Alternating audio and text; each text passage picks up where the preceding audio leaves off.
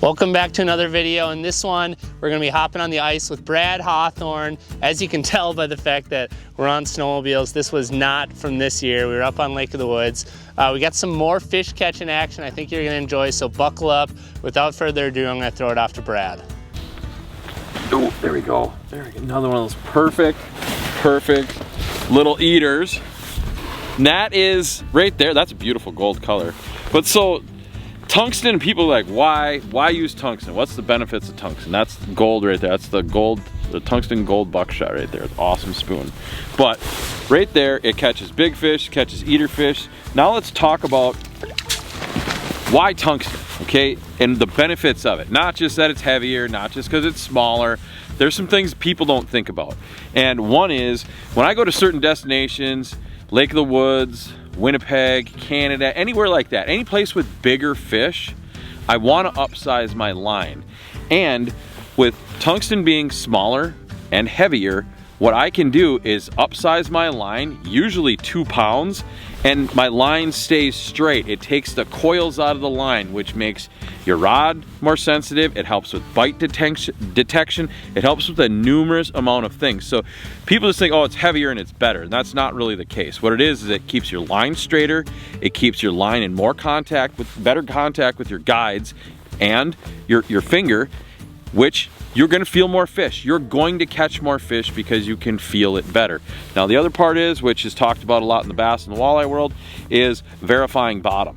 I can tell what type of bottom I'm on because it telegraphs right back, right to your hand, what type of bottom, whether that's sand, rock, mud, or even gravel. You can kind of drag your spoon and feel that kind of gritty stuff. So next time you're thinking about tungsten, it's not only the size and weight, it's also the sensitivity it adds to your rod and reel setup.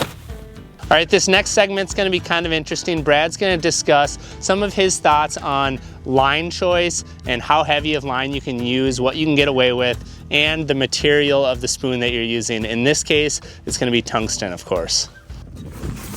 Thank you, sir. That's kind of what I thought that was right there. I've been having a hard time keeping my bait on, and these little guys here are known as bait stealers. What they do, they just come up and pack until they just go up and get it off.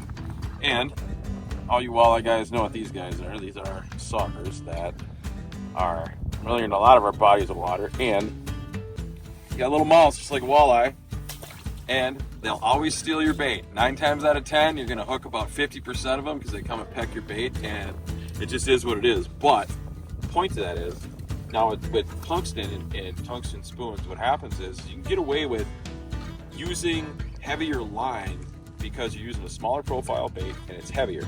So let's say like right now, I upsized to 8-pound test line, which I hardly ever do.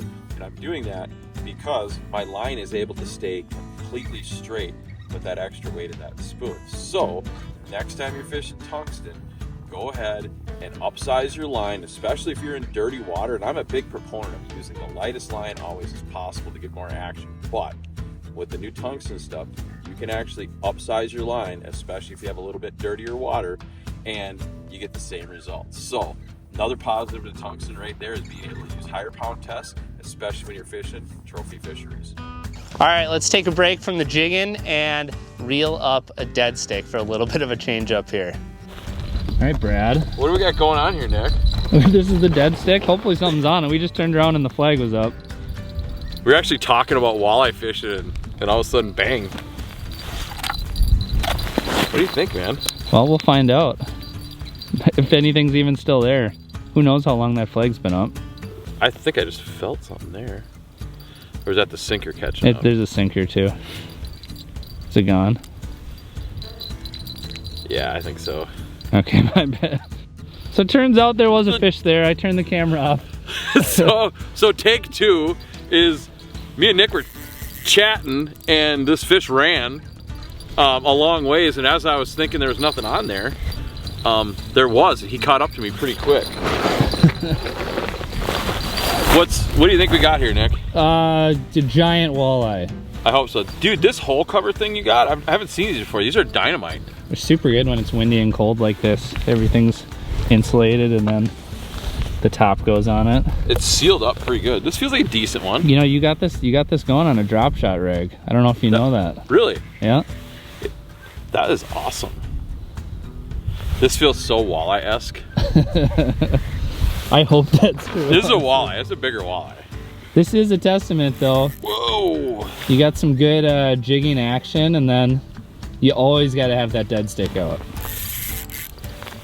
What's with the drag the last few days? I bet we peeled more drag the last 2 days than we have all year, man. And you caught that lake trout? Lake trout, and this isn't feeling lake trout-ish. I don't think so. If it was a lake trout, it'd have made longer runs. You know how bad I want to see a giant walleye?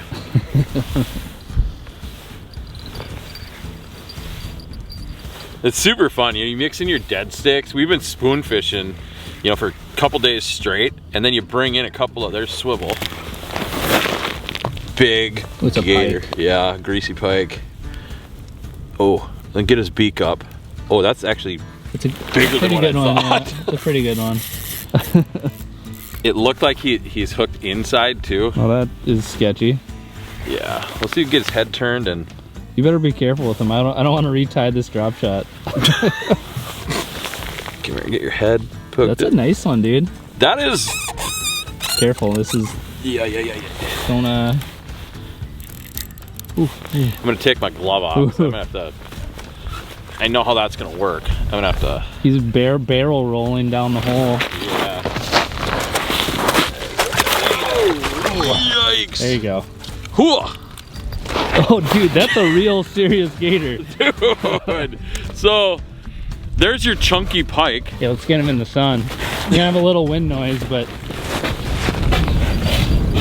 There's your big chunky pike right there. This is super awesome fish, man.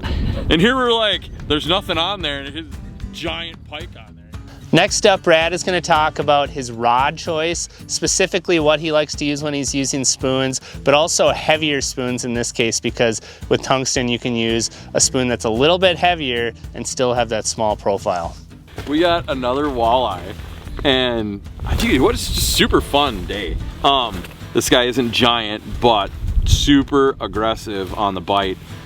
So what I'm using is the tuned up custom rod Precision Power, and where is there he is. Come here. Precision Power. I'm using 8-pound test line. That's like a perfect eater right there. And hooked right where he should be. You guys all know what that is right there. And right where he should be. And here's a point to make with rod and reel setup is I like a really fast action rod. Now the Precision Power is the fastest rod Tuned Up makes, and I like that especially with really heavy spoons like the tungsten lineup we have now. A lot, you know, my customers will show up and a lot of times they don't understand the rod actions as they pertain to the techniques you're using.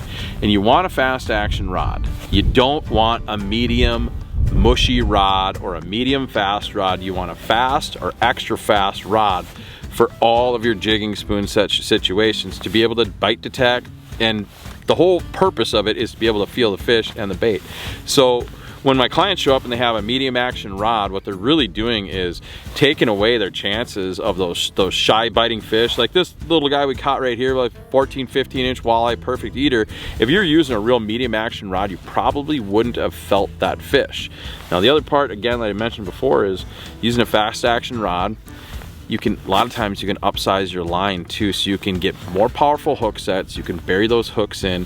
So all that stuff, you really want to pay attention to your rod. Like a lot of guys that show up on guide trips, they have one rod they've been using for 2 or 3 years and it's a medium action rod and they've caught fish with it. But if you really want to start getting to that upper echelon of jigging, get yourself a fast or an extra fast action rod, and then size your lengths too. 30 to 32 for inside shelter rods and inside your Yeti rods, and go 36, 38, 40 inch rods for your outside rods. And I guarantee you those couple little simple things are gonna have you detecting more bites during the ice fishing season. Next up, Brad is going to stick another walleye, and he's going to talk a little bit about the spread of spoons that he brings out when he's out on the ice and he's chasing walleyes. We're just piling up the numbers today, man. This one feels decent. Come here. Dude, we get had a heck of a limit today if we would have just kept all of our nice eaters. I mean, that right there is your picture perfect fish fry walleye right there. I mean, it doesn't really get any better than that. And he lunched that thing hard. There we go. I don't know, there's not too much to say about these walleyes. Like, they like a bunch of different spoons. You'll see through fishing, walleyes especially, that different jigging actions, different cadences, different weights, different sizes, that's all part of the equation you got to put together every time you go fishing. And now with there being more options in the spoon market, from tungsten, lead, composite, you know, like the glass, the buckshot rattle spoon, the glass buckshot is just a phenomenal spoon. Each one of those spoons is all in its different category. So it's really cool that we're getting to the point in the industry that we have the spoon spectrum is so wide. And what that means for us anglers is when there's a spoon bite going on, which there usually is all winter long for walleye somewhere, we have more options to choose from to catch a lot more fish. And like the last couple of days, heavy, fast jigging action has been what's been triggering a lot of these lethargic fish. So that right there tells me loud tungsten rattles and tungsten as a base metal for your spoon gets you all the cards you need to play ball with these fish. All right, we're gonna wrap this video up with one last fish, and it's a little bit of a horse of a different color. All right. Man, we're having fun today. It's pretty good action. It's really good action, and I don't know, man. I'm just having fun with these new spoons, man. I mean, what is this guy gonna beat? No way! It's always a different species than what you think it would. This guy bit like a walleye. Look how chunky he is for how little he is. Bit like a walleye, fought like a walleye, and had both Nick and I fooled as to what it was. But proof's in the pudding with this whole program we got going on is using relatively lighter line, super fast action rods. We got a swivel on there. You got a tungsten spoon that's really, really loud and rattly. We got a fast clip right there to you know, enable to change lures really quick, and simple piece of meat on the end. That is it. That's been the whole program, and we've caught perch, pike, smallmouth, walleye, and lake trout in a day and a half. So I mean, that's pretty good showing for what we got going on here. So I guess the proof is in when this video gets put together. I think you guys will have a lot of info to be able to take all these things that Nick and I have showed you and rinse and repeat them and apply them in your 2024-2025 ice season. All right, that's about all we got for you in this one. If you enjoyed this video and you learned something, make sure to hit that little red subscribe button down below, because we have a lot more awesome content coming in the future, including some videos on first ice, because ice fishing is officially here. As you can tell by the snow behind me, it's officially winter and ice fishing is happening all over the ice belt. So stay tuned. We got more videos coming, and until then, we will see you in the next one.